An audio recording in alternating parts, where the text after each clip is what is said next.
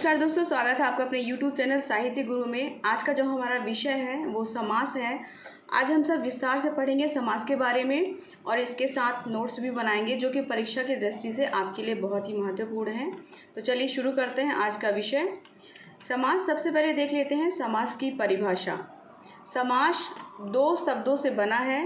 सम जिसका अर्थ होता है संक्षिप्त और आस का मतलब होता है कथन या शब्द जिसका अर्थ होता है संक्षिप्त कथन या शब्द। अतः हम कह सकते हैं कि समास प्रक्रिया में शब्दों का संक्षिप्तीकरण किया जाता है। दो या दो से अधिक पदों से मिलकर के बने शब्द समास कहलाते हैं। ये इसकी सरल परिभाषा है। अब देख लेते हैं यहाँ पे समस्त पद। समस्त पद किसे कहते हैं? समास के नियम से बना शब्द समस्त पद या समासिक पद कहलाता है। परीक्षाओं में ये 1 नंबर या 2 नंबर के प्रश्न आते हैं, इसलिए इसे जानना आपके लिए बहुत ही आवश्यक है।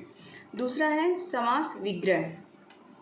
समस्त पद के सभी पदों को अलग अलग किए जाने की जो प्रक्रिया होती है वो समास विग्रह कहलाता है या व्यास कहते हैं।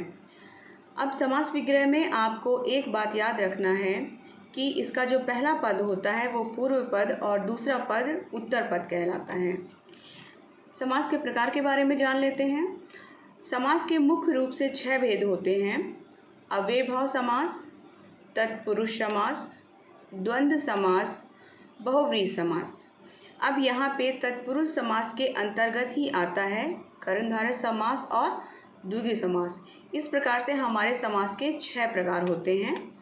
यहाँ पे हम डिटेल से जान लेते हैं इनके बारे में। सबसे पहले है हमारा अव्ययभाव समास, जिस समास का पहला पद अव्यय तथा प्रधान होता है। अव्यय का मतलब होता है कि जिसमें कि कोई परिवर्तन नहीं किया जा सकता है, अव्ययभाव समास कहलाता है। इसका उदाहरण है यथाशक्ति, शक्ति के अनुसार, आजीवन, जीवन भर, बेफायदा, फायदे के बिना, आजन्म, जन्म से लेकर के, भरपेट, पेट भरकर। अब आपने यहाँ पे एक बात नोटिस की होगी कि यथा, आ, बे, आ और भर ये हमारे उपसर्ग हैं। तो अव्ययभाव समास को पहचानने का एक बहुत सरल तरीका है कि इसके प्रारंभ में आपको उपसर्ग लगे प्रायः मिलेंगे। और इसका जो दूसरा नियम है कि इसमें पुनरुक्ति से बनने वाले पद भी आते हैं, अर्थात ऐसे पद जिसकी पुनरावृत्ति होती है, जो बार बार बोले जाते हैं, जैसे कि हाथों हाथ और प्रतिदिन। ये अव्ययभाव के ही उदाहरण हैं। दूसरा है तत्पुरुष समास। तत्पुरुष का शाब्दिक अर्थ होता है तत् मतलब वह और पुरुष मतलब व्यक्ति, अर्थात वह व्यक्ति या दूसरा व्यक्ति। तत्पुरुष समास में दूसरा पद प्रधान होता है और दोनों पदों के बीच कारक चिन्ह लुप्त हो जाते हैं, जैसे राजपुरुष, राजा का पुरुष, ऋण मुक्त, ऋण से मुक्त और वनवास मतलब वन में वास। यहाँ पे का, से और में ये आपके कारक चिन्ह हैं। अपन देख लेते हैं तत्पुरुष समास के भेद।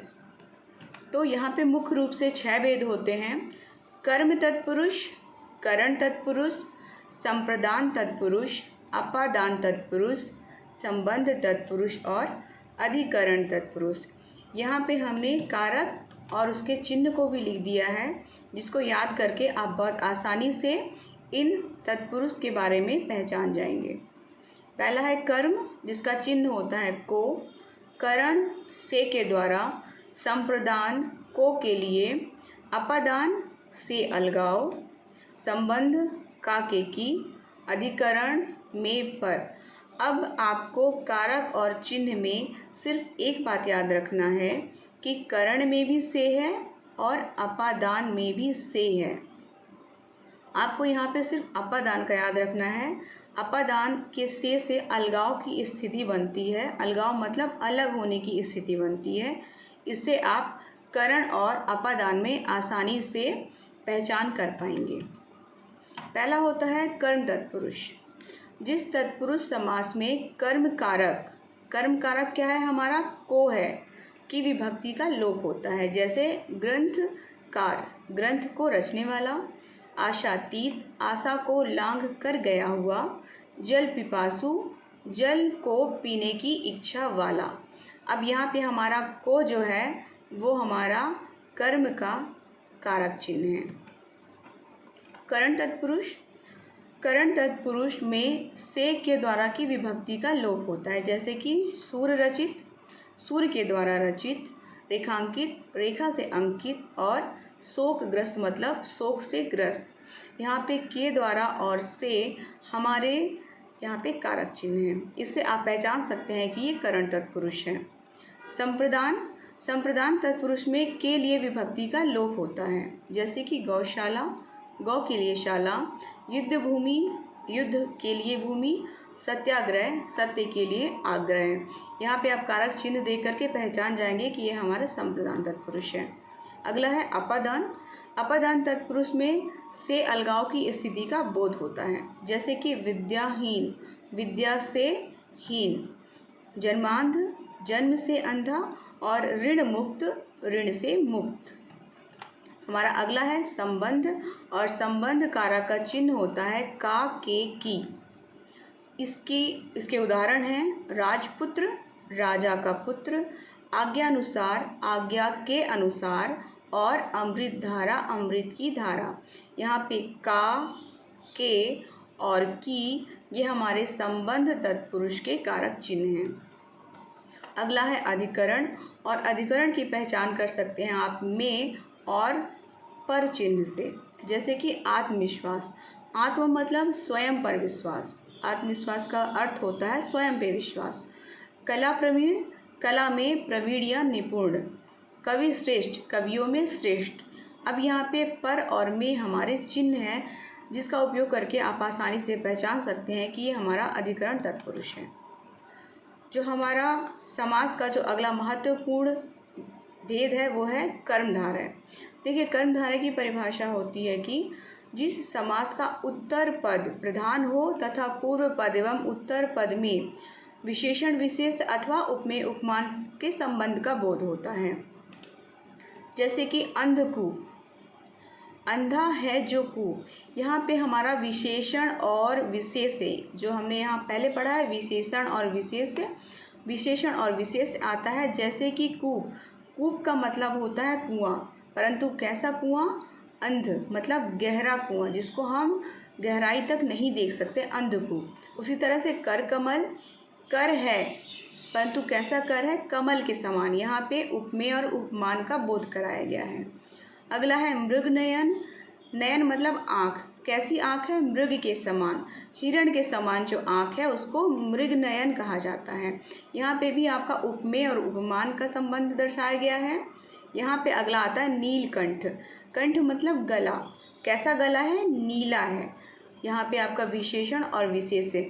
इस तरह से बनने वाले शब्द जो आते हैं वो कर्मधारय समास के अंतर्गत आते हैं। अगला है द्विगु समास।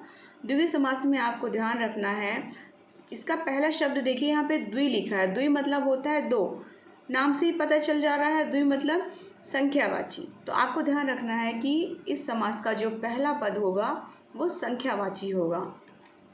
उदाहरण है पंचतंत्र, पंचतंत्रों का समूह, सतसई 700 दोहों का समूह, त्रिफला 3 फलों का समूह, पंजाब 5 आवों का समाहार, और अष्टाध्यायी मतलब 8 अध्यायों का समूह। अगला है हमारा द्वंद्व समास।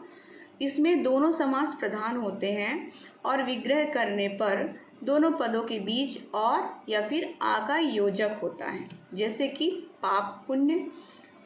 इसका हम बनाएंगे तो पाप और पुण्य बनेगा। वेद पुराण, वेद और पुराण। नाम निशान, नाम और निशान। न्यूनाधिक, न्यून और अधिक। निशिवाशर मतलब रात और दिन।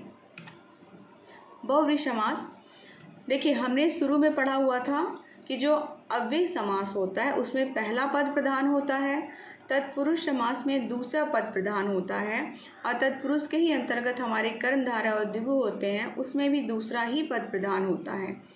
अगला है द्वंद्व। द्वंद्व समास में दोनों पद प्रधान होते हैं, और बहुव्रीहि समास में दोनों पद प्रधान नहीं होते हैं, इसमें किसी तीसरे का बोध होता है। तो आप इसकी परिभाषा लिख सकते हैं कि जिस समास का कोई भी पद प्रधान नहीं होता और दोनों पद मिलकर के किसी तीसरे की ओर संकेत करते हैं, बहुव्रीहि समास कहलाते हैं। जैसे लंबोदर, लंबोदर मतलब लंबा है उदर जिसका, अर्थात श्री गणेश। उदर मतलब पेट, तो ये श्री गणेश के लिए कहा जा रहा है। आजान बाहु, आजानु मतलब घुटने तक लंबी हैं जिनकी भुजाएं। अगला है चतुर्भुज, 4 हैं भुजाएं जिसकी, अर्थात श्री विष्णु। और अंशुमाली, अंशु मतलब होता है किरणें, किरणें हैं माला जिसकी, अर्थात सूर्य। और गोपाल, गोपाल का मतलब होता है गो का पालन करने वाला, अर्थात श्री कृष्ण।